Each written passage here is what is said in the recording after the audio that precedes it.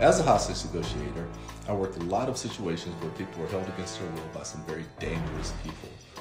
Today, Rod is going to break down hostage scenes in movies to determine what Hollywood gets right and wrong.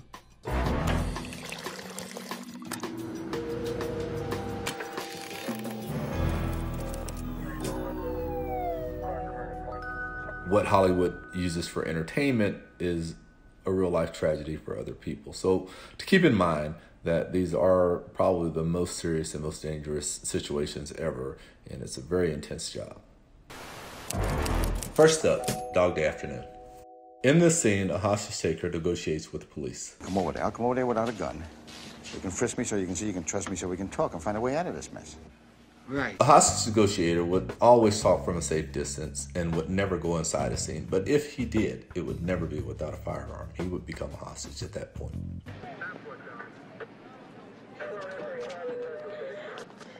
Hey, don't fire! Don't fire! What are you doing? Get away from Not him! the hostage! He's Don't fire! fire! Don't fire! Don't fire! Don't touch him! Don't fire! We voted to send him out!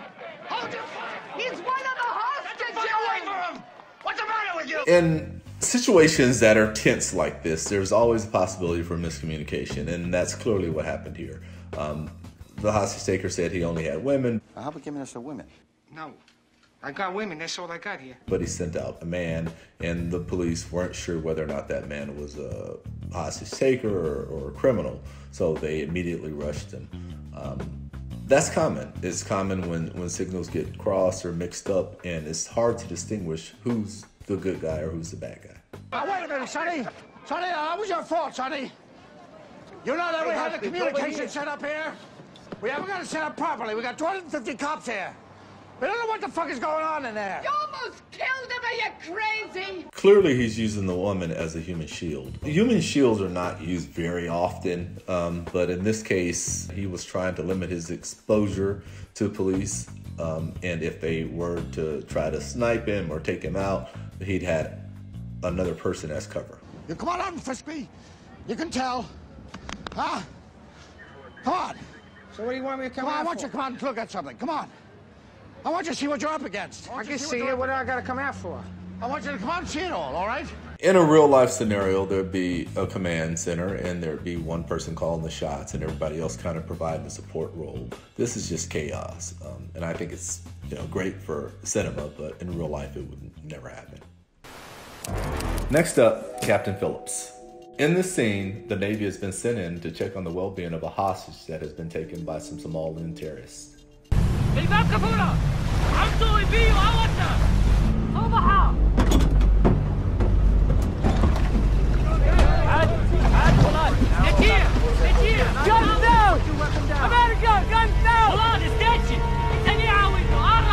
Put your guns down now! So this is based off a true story, so it's pretty accurate.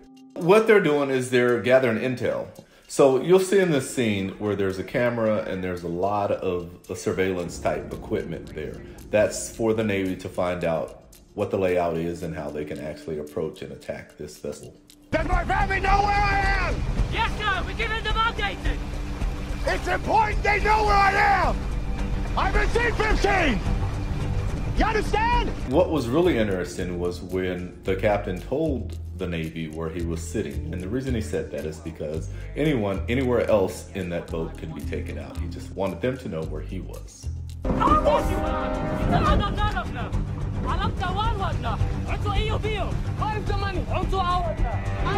your food! I want your money! Another on top. Well, it says maintain camera footage. Hold on a second. Go to the side! $10 million side! $10 million!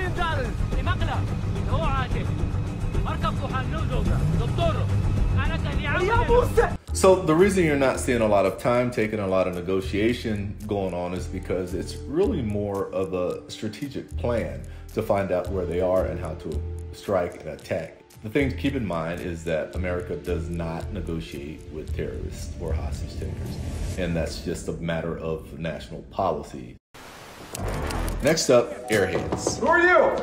Chris Moore, Capitol Records, A&R. Come on, let me in. In this scene, law enforcement tries to negotiate with criminals who have overtaken a radio station. The cops told me you guys are looking for a record contract. There's something going on here we got to take immediate advantage of, guys. Come on, let's talk, huh? It's pretty common for law enforcement to come up with a different ruse to try to make something happen. But one thing law enforcement would never do is send in a civilian or someone into a hostage taker's domain. It's just not going to happen. Hostage takers are unpredictable, and one thing we don't want to do is expose anybody to any danger. All right, let me ask you a question. What side you taking the big David Lee Roth Van Halen split? What do you mean? What kind of question is that? What side did you take, Halen or Roth? Van Halen. He's a cop. Clearly, this guy is a cop and not a music professional because everyone knows that David Lee Roth was Van Halen. The problem with using a ruse or some sort of undercover officer is being found out. Once you're found out, then you've probably made an irreversible mistake. The hostage takers will no longer have any trust or respect, and that makes the situation a lot more dangerous. You put the power back line! No, I'm not gonna do that, Chad. I'm drawing the line there! In hostage situations, sometimes utilities are turned off to make the person inside uncomfortable. Turning them back on is probably never gonna happen. Regardless of the situation, it's just not gonna happen. We make them cold, dark, off guard, want them to be a little hungry, put them in desperate situations. Is everybody having a good time tonight? Yeah, so you got the cops shut this party down! Yeah, so we got the guns! We got the numbers! Hostage takers would never come outside and expose themselves to law enforcement like that. The minute they give a clear shot, they're gonna be shot.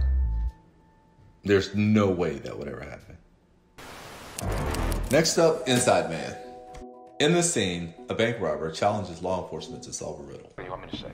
That my plane is ready. Okay, listen. I promise you, God is my witness. I'm working on it as hard as I can. It's just going to take a few more hours. So what you see here is a person asking for a mode of transportation, in this case, an airplane, which seems kind of outrageous, and the hostage taker may be a little delusional and think that these things are actually going to happen. So what law enforcement is going to do here is delay and stall and try to keep him calm and not going into a tailspin and injuring someone. So as long as he believes that there's going to be an airplane coming, it may buy law enforcement some time to try to work out the situation. But the reality is that you don't see a lot of people requesting airplanes, probably because most of them can't fly airplanes. Why should I give you any more time? Well, it's simple. You give me more time, you get what you want. You don't give me the time, you don't get what you want. You got nothing to lose. Meanwhile, we'll send in some more food. Typically in situations like this, you always notice the hostage taker beginning to become uncomfortable. And in a lot of instances, we want to keep them uncomfortable. Something like food, though, we want to dangle it out there, not necessarily give it to them. It's just a matter of keeping them calm and giving them something to aspire to rather than go into a tailspin in a crisis situation and actually start hurting people. I got a question for you. You get it right, I'll give you more time. And? You know what happens if you don't. Which weighs more? All the trains that pass through Grand Central Station in a year, or the trees cut down to print all U.S. currency in circulation? Here's a hint. It's a trick question. That's how it's done. Playing games now? The riddle is a control thing, and sometimes hostage takers or people that are holding people against their will, they want to seem like they're in control. I think the reality is that they know they're not. So it's a kind of a game where they know they have your attention and they want to keep you interested in what they want to be interested in. Next up, taking of Pelham 1, 2, 3. In this scene, law enforcement decides to lie to a hijacker to diffuse a hostage situation. 10, 9, 8. Tell him the truth or lie? Tell him the truth. No. 5, tell him it's there. 4, 3. Tell him it's 2. here. It's here. 1. The money's there. It's at 42nd and Vanderbilt. Liar! Motherfucking liar!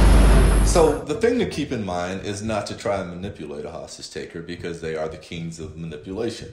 Their job is to try to manipulate you, and they become really insulted when they find out that the tables are being reversed on them and things can go really bad. I've seen this happen a lot. 1, right, 2, 3, 4, 5, 6, 7. Lucky lady up. So what you're seeing here is the hostage taker going into a crisis situation where they're completely out of their mind and they become completely irate with law enforcement. In situations like this, it's all about preservation of life. There are people that are in grave danger, and being extremely careful in situations like this is paramount. Ryder, we made a mistake. It was an accident, Ryder! So what would happen if a hostage taker began to shoot people or become physically violent rather than just threatening violence? Is they're going to try to figure out a way to get in there and take him out, whether it be with a tactical team or snipers or something. But the goal now is to save the remaining people, knowing that this person is completely out of control. Next up, Metro. In this scene, a hostage negotiator enters a bank trying to retrieve hostages. SWAT will take you out if you kill somebody. That's what they gear up for. Oh, please, no. They're ready to do you right now. I want you to see something. Come here. Just look out the window here. In this scene, you'll see the negotiator actually inside the bank with the hostage taker. I mean, just a few feet away. That would never happen. The appropriate measure is to be away from the hostage taker at a remote location. So you're talking by phone or by throw phone or drop phone, but never inside face to face. There's a sniper in the window. He's looking at you right now in the scope on his rifle.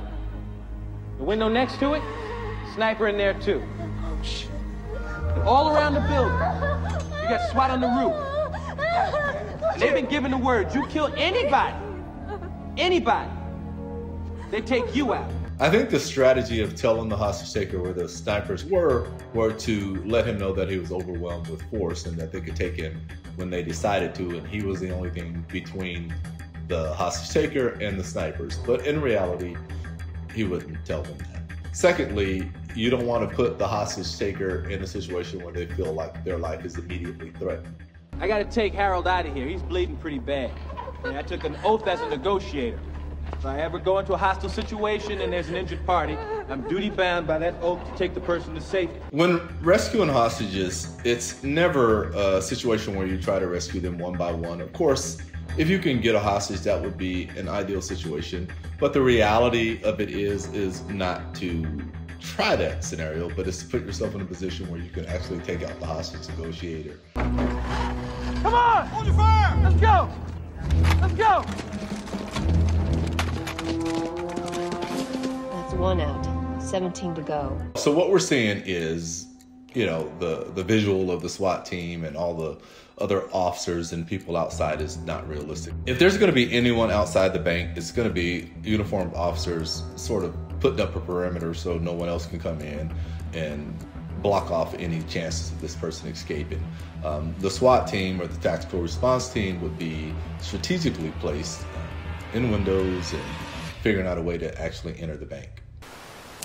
Next up, Money Monster. In this scene, a news anchor is taken hostage while hosting a live television show. Does any of this have to do with me? I didn't everything, Lee. This has everything to do with the both of you. That's why I'm here. Don't you understand?